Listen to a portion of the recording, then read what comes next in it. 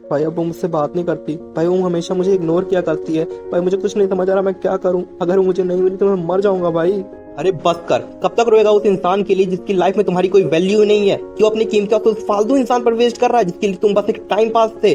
पर अब भी तुझे ये बात समझ नहीं आ रही है, अब भी तू उस धोखेबाज के लिए रोए जा रहा है। मुझे ये बताओ कब तक ऐसा चलेगा? कब तक तू पूरा दिन बैठकर बस सैड सॉन्ग सुनता रहेगा?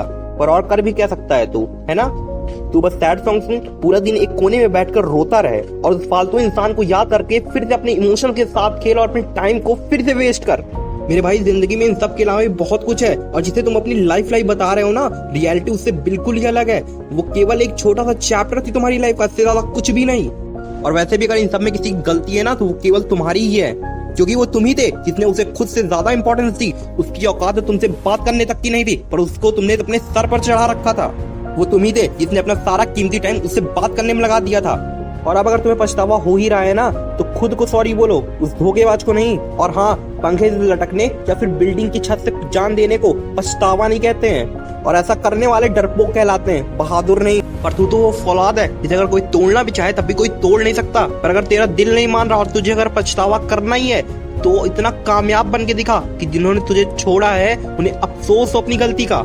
मेरे दोस्त, ये बात अपने दिल और दिमाग में अच्छी तरह बैठा ले कि आज तक जो भी हुआ तू उसे नहीं बदल सकता, पर अब जो होने वाला है वो केवल और केवल तेरे हाथ में ही है।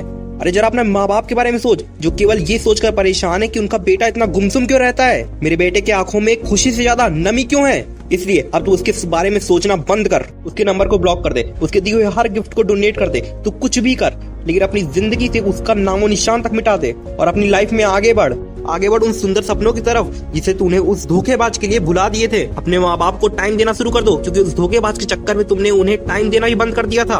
उन्हें हमेशा खुश रखने की कोशिश करो, क्योंकि उनकी लाइफ में तुम्हारे अलावा और कोई भी नहीं है।